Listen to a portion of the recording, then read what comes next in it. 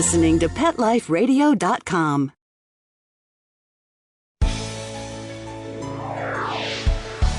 Is your pet stressed out? Does your pet need annual vaccines? Which pet is best for a child? Would you know if your dog was in pain? Pet Life Radio presents The Pet Doctor, where you'll learn everything about keeping your pet healthy and happy. From pet care, pet meds and grooming, to pet food, pet insurance and dental care, this is the place to find out everything there is to know about pet wellness. Whether you have a dog, cat, reptile, or rabbit, you'll find answers for your pets straight from the vets. It's your pet. Health matters. The doctor is in, and we'll see you now. Welcome to the Pet Doctor on Pet Life Radio. I'm Dr. Diane Levitan, and I'm honored to be your guest host today while Dr. Bernadine Cruz follows the sled races in sunny Alaska. Personally, I'd rather be diving. Thank you for joining us. We're going to learn about an issue that's very important to me today. It's all about animal welfare, and today we're going to discuss feral cats, rescuing animals, and trap, neuter, and return programs, or TNR as it's called. Today we have two very special guests. Ms. Dawn Reilly is our first guest today. Ms. Reilly has a real job, but in her spare time she puts forth all of her energy and effort towards saving animals, and she saves a lot of people from a lot of pain and suffering as a result, and also helps the animals from pain and suffering. She's really deeply in touch with the pet overpopulation problem, and she's explored many varied approaches to solving it. She's president of both the Long Island Animal Alliance and the Long Island Cat Project and Pitter Patter Paws Corporation. All of them are 501c3 or nonprofit organizations. She's really incredible. She's been an active leader in the field of TNR, trap, neuter, return, and in animal rescue throughout Long Island for over 12 years. For those of you who don't know, Long Island, New York. She's an experienced feline handler, meaning a great cat handler of both feral and domestic cats, and she's been called to assist in several national disasters. She's also made me very fortunate by teaming up with me in the efforts locally, and I'm so happy she's joining us.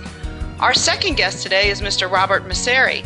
He's the founder of Rescue Inc. You may have heard of this tattooed motley crew of motorcyclists and businessmen by day and animal rescuers by night, but learn how they're impacting the community and the nation with plans to change the world. Stay tuned for this exciting program right after these messages. Please have a seat in the waiting room. The doctor will be with you shortly, right after these messages.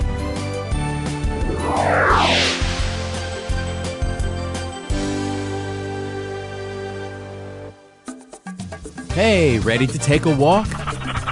Not just you, but the whole family. It's the 2009 Whisker Walk, Sunday, June 7th from 11 to 3 at the Lancaster Fairground in Lancaster, Massachusetts. Pet owners and animal lovers walk to lend a paw to benefit the animal shelters and pet charities they love. Come see exhibits, demonstrations, educational programs, special attractions, product giveaways, entertainment, auctions, raffles, food, fun, and things for adults and kids to see, do, and buy, both human and pet related. Whisker Walk 2009, a fun day for everyone. For more information, log on to whiskerwalk.org. Want to know what cats like to eat for breakfast? Mice Krispies, of course. Learn everything there is to know about cats on Catitude with your host, Tom Dock. Each week, we'll spotlight a cool cat breed, give up-to-date advice on cat health, and check out spiffy new cat products. So curl up on the couch every week for a perfectly enjoyable time on Catitude. Every week on demand, only on PetLifeRadio.com.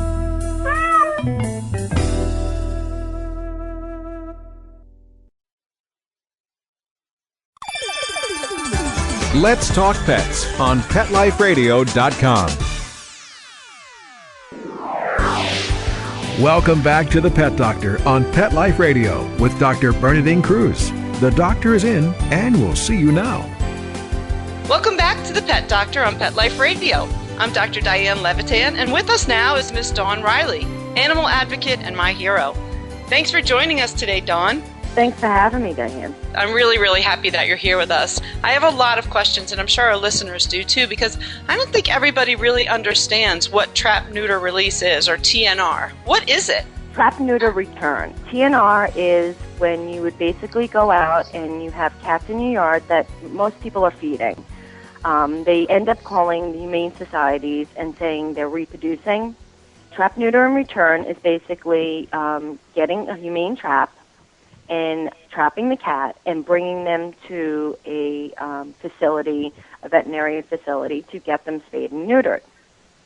Okay, well, that sounds simple enough, but obviously these cats can be a really huge nuisance. Is that the situation like I've seen on golf courses and in neighborhoods on golf courses where there tend to be just a ton of cats, and the people who live in the households are really, I had a friend actually, they had fleas all through their house because of living on a golf course, and they had a bunch of cats, and their next door neighbor would feed the cats, and then they actually hate animals, believe it or not. My good friend hates animals, go figure. But especially because they had to have their house treated for fleas. How does that happen? That's a great question, Diane. Basically, in situations like that, there is not a maintained colony. The person that's feeding is unfamiliar with what TNR is, trap, neuter, and return. With trap, neutering, and returning a cat to its location, it cuts down on the population, tremendously from the growth of the population of the feral cats. With the situation with the fleas and stuff getting into the home, it's not really so much just the feral cats. It's population, period, in the area. Raccoons and squirrels and stuff can also have fleas. With this situation, what I would recommend is the person that is feeding the cats be educated on trap, neuter, and return. We would go to the person's house and we would show them how to use a trap. We would help them in trapping the cats. We would recoup the cats in a garage for a couple of days. When we do this, they will go to a vet where they will be treated for fleas, spayed and neutered. Their ears will be tipped, and if they have ear mites, they would be taken care of also. By doing all of this, it cuts down the stress on the animal and makes their immune system stronger, and they're more healthier, in which case, allows them to fight off diseases and stuff. After the cat, all that has been done to the cat is returned, not removed, it is returned to the situation. People ask, why would you return the cat if there's a problem there? If you remove a cat from the situation, it's just going to cause a vacuum effect and more cats will move into that situation. If you return the cat that has been spayed and neutered to the location, it forms a colony, most of the time keeping other stray cats out of the area. It gets the colony under control when you do TNR because you will be removing friendly cats, kittens, and offspring if they are friendly. So that cuts down the number of cats in that location on the golf course almost immediately when TNR has taken effect. So basically, the situation with the fleas, now you're trapping the cats, you're spaying, neutering them, and you're treating them for fleas, and you're cutting down the number of cats. So by, taking the socialized kittens out of there. And that does help with the situation. We have found people to be very happy with the results of TNR. So when you take away the friendly kittens, I'm assuming you get them adopted. So you're evaluating each cat as it comes through. So if there is a cat sick or there's nothing that we can do for the cat to help if the cat is humanely euthanized. But that's not on a regular basis does that happen. You mentioned something called ear tipping. What is that? That is a universal sign that the cat has been spayed and neutered and has received a rabies vaccine. And if you see an ear-tipped cat, you know that the cat has been medically treated and spayed and neutered, which is, it's a universal sign. It's the left ear on a cat. So it makes it very easy when you go into a situation of people that are complaining. You can tell if the colony is being managed or if it's not being managed. For instance, on this golf course with the people, I would recommend them to take a look at the cat's left ear as it's running past and see if it's tipped. If it's not, and there's a lot of cats and they have no ear tips, they need to bring it to somebody's attention that can help them with the situation to get that under control. So what does a tip look like for our listeners? It's a straight across line. It looks like the little tip of the ear has been cut off. It's very slight, but it's straight across on the left ear. So it's a very straight line, so it can't be mistaken for a cat that had been fighting or something like that? No, absolutely not. Okay. And then, so that's really good because that way you could tell, you don't have to trap these animals and then spend all that energy and time and money trapping, I imagine, so that you don't repeat the process on a cat that's already been done. Exactly. And so who pays for this, though? I mean, obviously, this is a huge thing. You're talking about trapping animals, and then obviously there's expertise involved in that. And then obviously they need to be transported to a veterinary facility, and then they have to be recovered somewhere, and then they go right back to where they came from. I find that to be a very difficult thing to coordinate and maybe to even conceive. How does it work? It is sometimes difficult to coordinate, but when there's compassionate people involved, everybody makes their full effort. When somebody calls me in their community and they're having a problem and there's feral cats on their block, the first thing they say is that they're smelling up their yard. And the first thing I will respond back to them and say is, well, that is your property, and it's very important to maintain your property.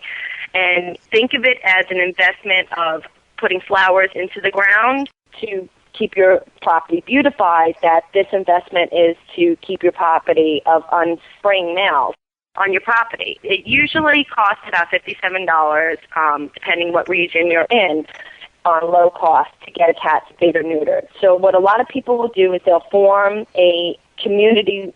Some of them have community watch programs. Some of them form community feral cat programs within their community, and they raise funds either by going door to door or they'll have yard sales.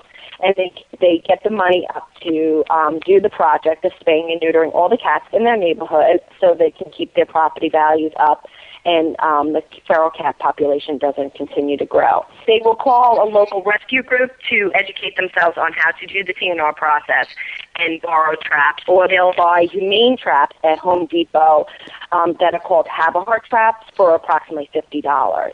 That's amazing.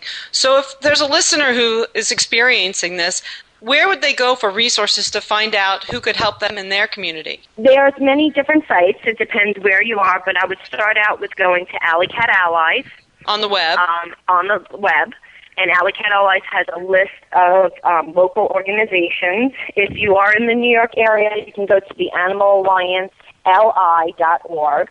And we're a New York-based facility, so is what about for people who are around the country who really didn't even know that something like this existed? I mean, is TNR something that exists around the whole entire country? It exists around the whole entire world. It's just not in the United States. It was actually founded in Europe, and they've been doing it for a very, very long time.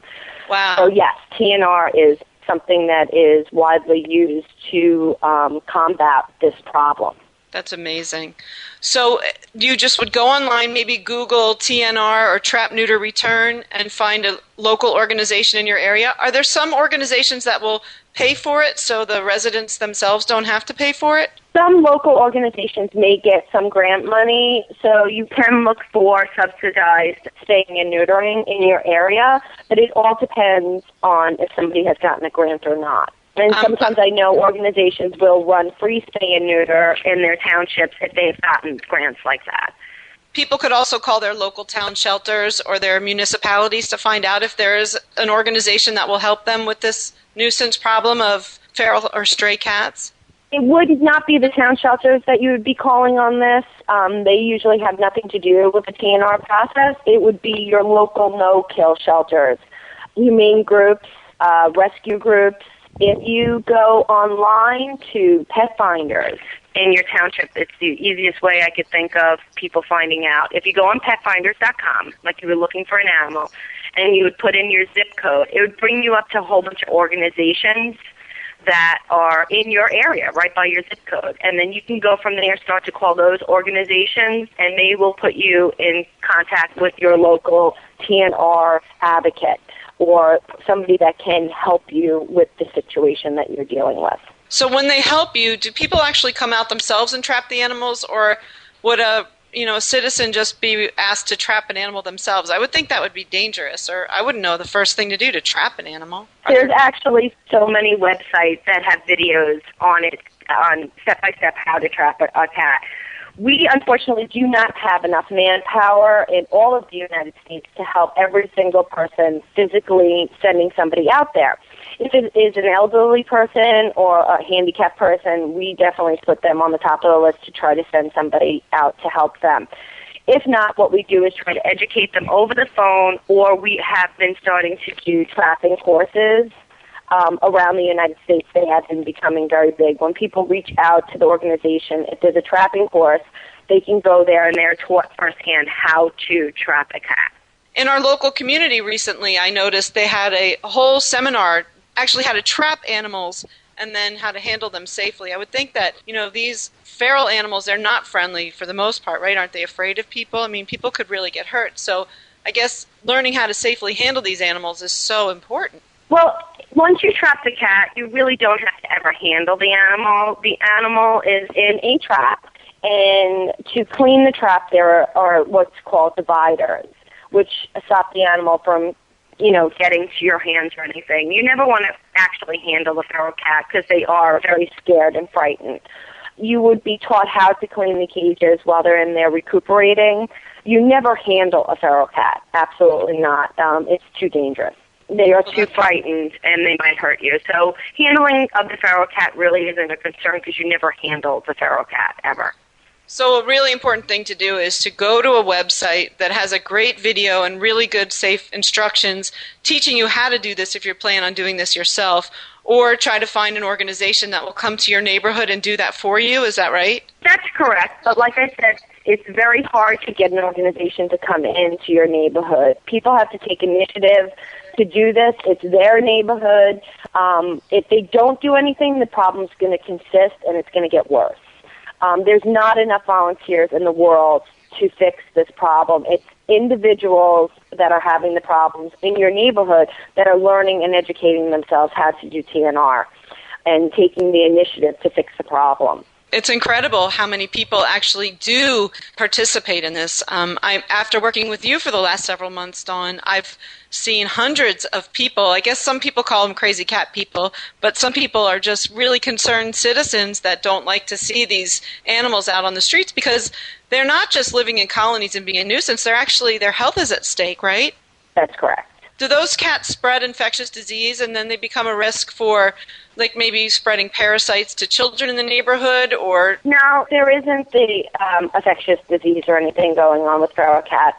You just basically want to keep them, a healthy colony is a good colony. And with that, if you go into a colony that has sick or ill cats, what we would do is we would test the cats for feline leukemia and FIV. It's called a SNAP test. We would SNAP test the cat. If the cat was very sick, didn't have a good chance for recovery, perhaps? Exactly. If it didn't have a good chance for recovery, you would humanely euthanize the animal, in which case bringing down the number in the colony. All healthy cats are returned and maintained with a feeder. Once people set up, this is the other point that I'd like to bring up, people always blame other people because they're feeding the animals. Feral cats, whether they're being fed or not, are still in your neighborhood and they're still surviving. They would just be going through your garbage cans if they weren't eating. They would still be there. In fact, cats that are not maintained strive at a larger number. They reproduce more, okay, when they're not being maintained for some reason. They have more litters. So people blame the people that are feeding the cats when actually feeding the cats makes it easier to trap them, spay and neuter them, and return them. They have a normal routine. When I go into a situation where there isn't a feeder, it's very hard to trap the cats because there's no reason or rhyme to what their day is like. I know if I go into Grandma Smith's neighborhood and she's a feeder, I will walk up to the door, introduce myself, and find out the times that she feeds. And that's when I'll set out the traps. And because the animals trust her, it makes it very easy to get the colony under control. So feeding is a very important part of TNR. So when you trap in a neighborhood, do you recommend somebody actually continue to feed them or ignore them? Yes. Now, we recommend feeding, and once we get the colony all trapped, neutered, we alert them to if somebody new shows up without an ear tip that they put out the trap and they trap that cat. Well, I really hate to stop this, but that's all the time we have with you right now. But I just want to emphasize that there's over 60 million feral cats in the United States, and that's not even a definite number. And so what you're doing, Dawn, and what your friends in the community and everybody who's helping with this Trap, Neuter, Return program really need to be commended. And thank you so much for this incredible information and great education, and especially for all you do for the animals in our community. You really are an angel. When we return, we'll be speaking with Mr. Robert Misseri, the president of Rescue Inc., the man behind the inked-up burly motorcycle animal rescuers with big muscles and even bigger hearts. An interview you won't want to miss right after these messages. Please have a seat in the waiting room. The doctor will be with you shortly, right after these messages.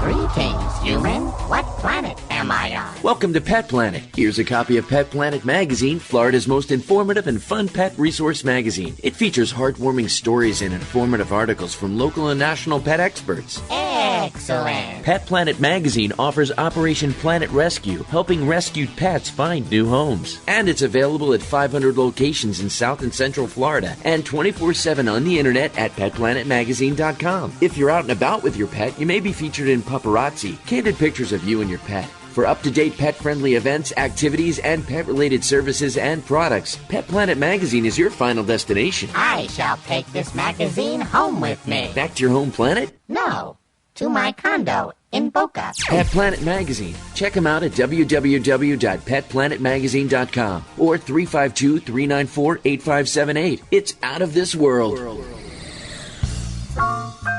Having a rough day? Longing for the dog days of summer?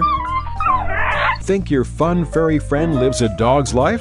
Well, find out everything you're begging to know as Pet Life Radio presents It's a Doggy Dog World with pet expert and award-winning author Liz Palaika. Every dog has his day, and you'll find out how to make your dog's day fun and rewarding. Every week, on demand, only on PetLifeRadio.com.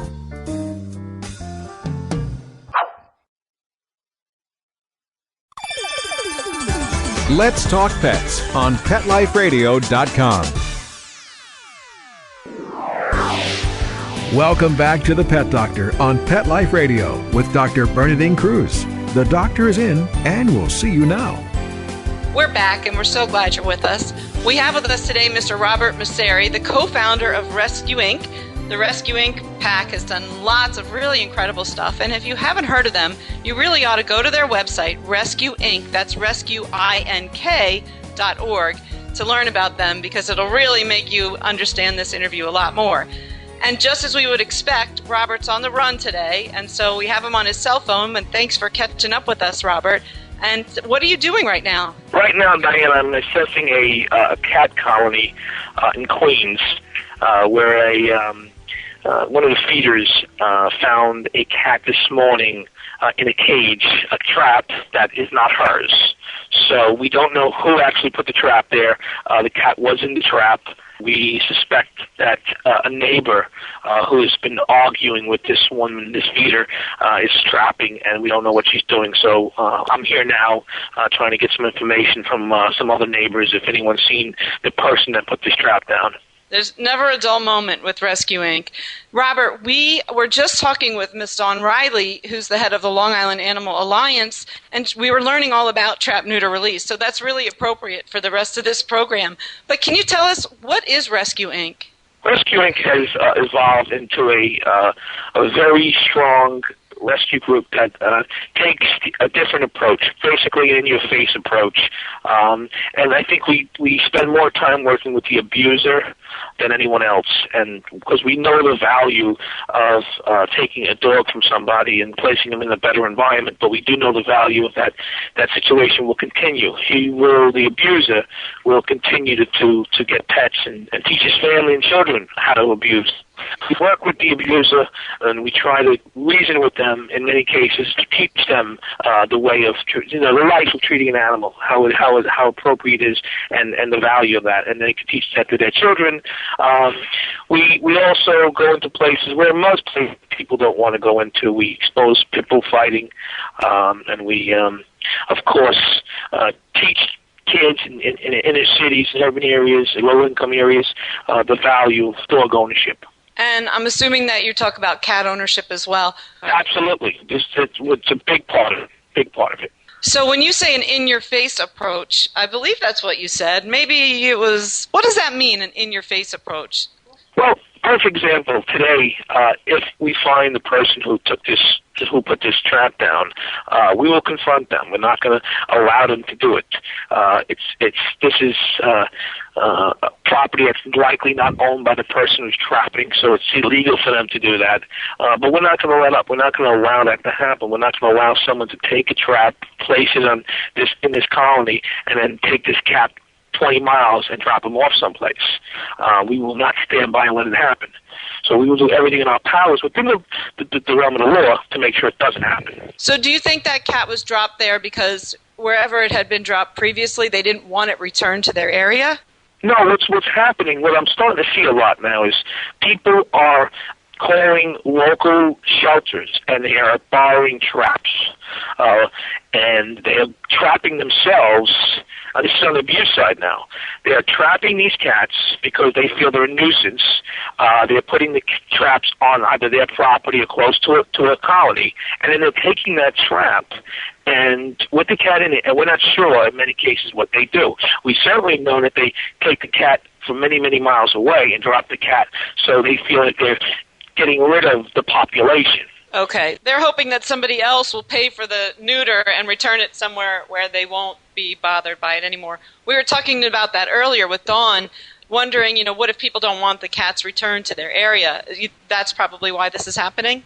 Well, this is when you have two scenarios. You have somebody who doesn't want cats in their area, and you have somebody who's doing everything to make that try to prevent the growth of the cats. For instance, the woman who feeds this colony is very responsible. She's very involved with TNR, and this is a perfect example where you don't have growth population. So let's explain to our listeners, maybe because we're on the radio and some of them may not be familiar with Rescue Inc., can you describe the physical characteristics of this group of guys? Well, 6 foot. Now be nice, because they might be listening. And lots of tattoos.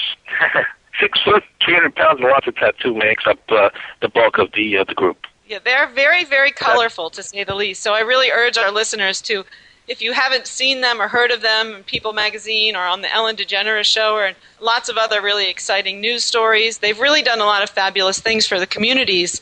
And you can definitely see them on rescueinc.org just to have a good idea of the colorful nature of these guys. They're very intimidating. And so even though they look scary, but they don't actually use physical violence or anything to accomplish any of their goals, do they, Robert? No, we never do. We always stay within the law, always.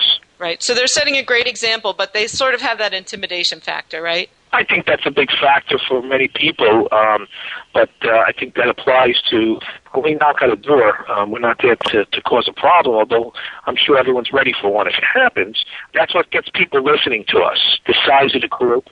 And we really don't want to say no. If we knock on a door and if we feel that somebody is trying to hurt a cat in the neighborhood, or we knock on the door and we try to resolve it. We don't threaten.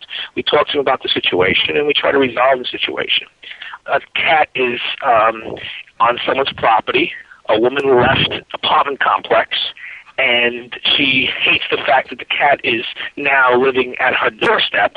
The woman who lived there was evicted, did not take the cat, and now we're trying to trap the cat to get the cat out of that environment. The next step, who knows what she may do to this cat. Right. So, what we do is we don't stop until we find a solution. And the solution in this case, it would be to trap this cat, and because it was an indoor-outdoor cat, it's not feral, we're going to take this cat and we're going to get this cat adopted. Right now, we need to get this cat out of harm's way. Because she thinks that she still lives at that house and her owner no longer lives there. The people who live there now are not cat-friendly. I see. So I could tell you that if these guys came to my door, 6 feet, 300 pounds, with all the tattoos, and names like Batso and Big Ant and Joe Pants, and just to name a few, I think I would definitely be intimidated, at least to listening to them and getting an idea of what's going on. And maybe I would change my attitude a little bit. Do most people respond to that? Yes. The guys in the group are very street smart. and they really know how to talk to people. And, you know, they understand the value of their size and their knowledge. And when they leave, I would have to say well over 90% of the time, the person that they've negotiated with sees a different side of it, and ultimately an animal is either better placed in a better place or in a safer place. That's so good. And it's just that cliche of the big scary guy with the cute little cat. I love that image. But it really is true. I mean, but these guys aren't rescuing 24/7. They must have real lives. I mean, what do they do? Are they all friends from before? How did they get together, and what did they do before they were rescuing? Well, everybody did something independently before many knew what the true value of rescue. Everyone always had pets and of course, would help out and do little bit of rescue when they find, but nothing of this caliber. And as a group, we all came together, knowing how strong you are in numbers, and it's grew out beyond what we could ever imagine, and it's become a full-time gig for everybody. I mean, everybody is doing this full-time, and yes, everyone does have something on the side, but this has definitely dominated everyone's life, no question about it, in a great way. Yeah, so it's really changed everybody's life, almost like they fell into it and now they don't have real jobs anymore? Well, you know, some guys are retired. For instance, Angel is a retired New York City detective, so he has a pension. So you have a lot of Bachelor's 75 years old. He has a pension. He's so cute. You know, he is cute. He's the sweetest guy. Some guys that work maybe 2 or 3 days a week, and they'll work, you know, either late hours or early hours, and but there's always somebody 24/7 on call to do something. That's great, and I've been fortunate enough to work with you guys. I know recently they rescued a colony of cats that were in somebody's household that was somebody that was a hoarder, somebody who sort of collects cats inside their home. Can you tell us about that? A woman out in Suffolk County obviously was not doing any kind of spay and neuter in her home, and the population grew to over 180 cats. We were called in, and we started taking the cats out, and they started going directly to you, Diane. And yeah, that was totally by coincidence. Yeah, well, we were I was very grateful to have you. Thank you. I was doing spays and neuters for a nonprofit organization in a parking lot, in a trailer in a parking lot with no bathroom. So that means no coffee in the morning. But I walked in one day, and there they were, these big burly guys. I said, okay, I'll spay them. Don't worry. But what a great thing, 180 cats that you guys rescued. And now what will happen to those cats? Well, they're now up for adoption.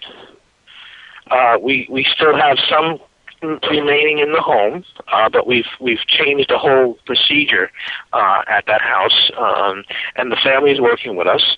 I'm sure you know how complicated it is in these times to get 180 cats adopted, but we are aggressively, we're going to be holding an adoption event in the first week of March. And we have been successful. We've gotten, I'm not sure the number yet, but we've gotten quite a few adopted. We do have a strict adoption policy, but it's a good one. And we're going to continue to pull the cats out. We'll be continuing to see them. And hopefully in the middle of April, May, we'll have all of them adopted. Oh, that's amazing. And that's just one of the many things that Rescue Inc. has done. I know they don't just work with feral cats and TNR. They work a lot with pit bull fighting. And one of them was Angel was telling me recently that he was concerned about rooster fighting, cockfighting, and that he was going to get involved in hopefully saving some of the roosters from being fighting roosters. So what do you think is one of the biggest accomplishments that Rescue Inc. has done so far? Well, I get that question asked to me a lot, and I think every guy individually has their own moment, have their personal experiences, so it's very difficult. We've been involved with so many different things. To put our finger on just one is impossible. Can you give us a few examples? Just recently, there was a dog that, and I mean just recently, like Sunday, there was a dog that was in Kentucky. We believe he was stolen because of his demeanor. He was someone's pet, a skinny little thing, pit bull, and he was obviously used as a beat dog. And after he was all chewed up and totally abused, someone just threw him out in the woods. And he was, it was horrible, terrible sight. And he was in Kentucky, and we did not want him to be put in a shelter and put down, because he would have been immediately put down. So with the help of another organization, ARF, which flies animals across the country, Joe Panzarella and G went out and brought him back.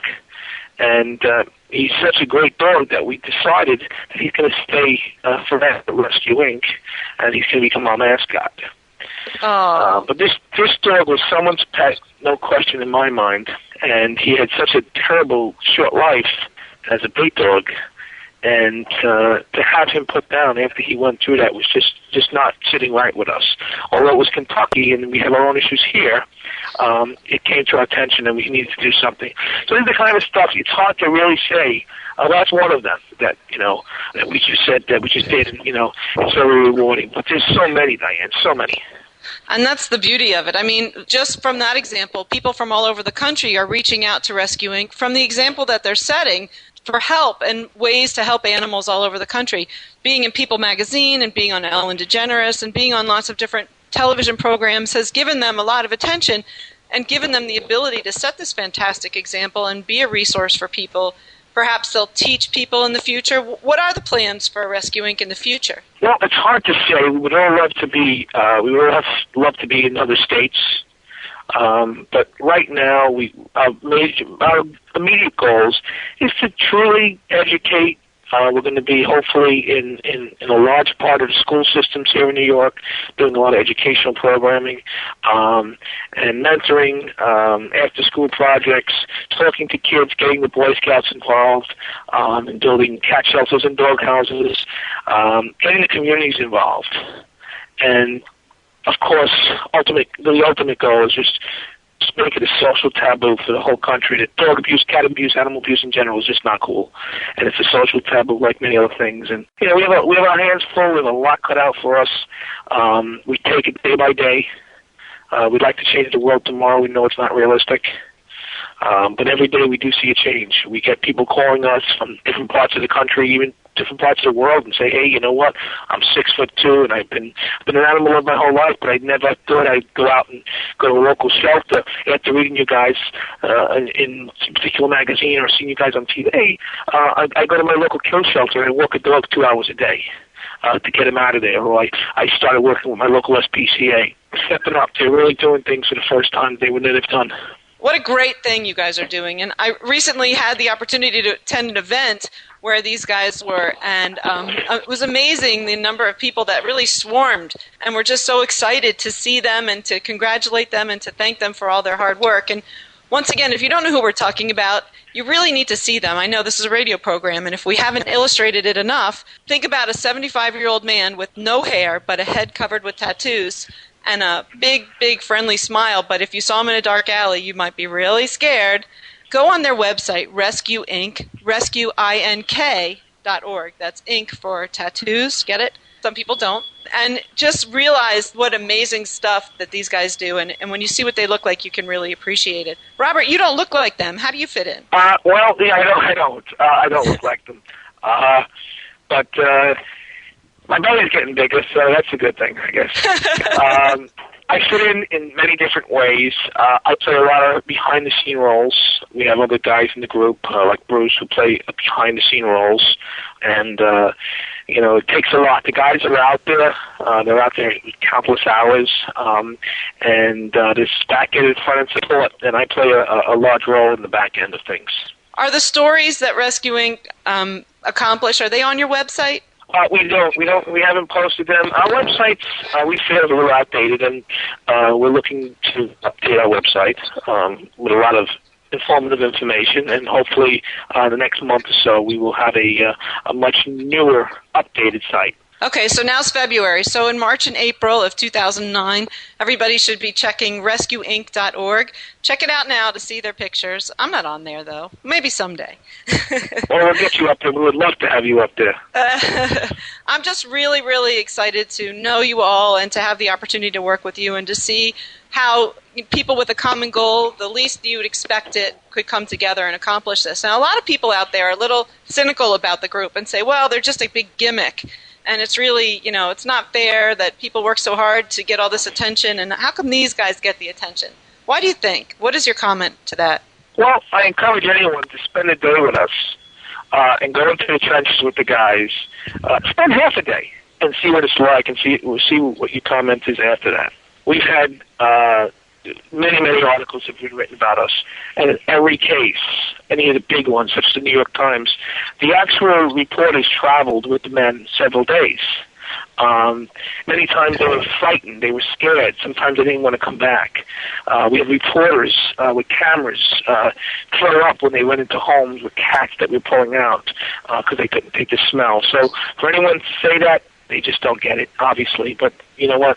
Many people are welcome to come with us for a day, spend the day, and see what it's like. It is quite remarkable. I have had the opportunity to spend time with them. And I just want to say for those people, I want to be in showbiz, and everybody wants to have something. And we all work hard for what we do, and sometimes you just are in the right place at the right time. But these guys maybe were in the right place at the right time, but they really are doing tremendous work out there. And I'm really proud to know them and to know you, Robert. And I want to thank you so much for everything that Rescue Inc. does. I really want to encourage everybody not only to go to Rescue Inc.'s website, but maybe even to donate to them. They are not funded. They will be a non-for-profit very shortly, and they do need your help. Is that right, Robert? Yeah, we are pending status, not-for-profit, so you can donate, and we do need help. We do definitely need financial support.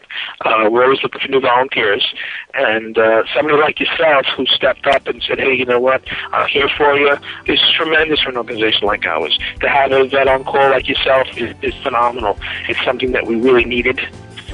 We're very grateful for it, and an organization like us cannot survive without having somebody like call at 2 o'clock in the morning and leave your home to come and help us with an animal. That's very big for us. Well, it's all part of a really important team. Well, we're out of time right now, but I really want to thank you and Ms. Reilly for being our guests today.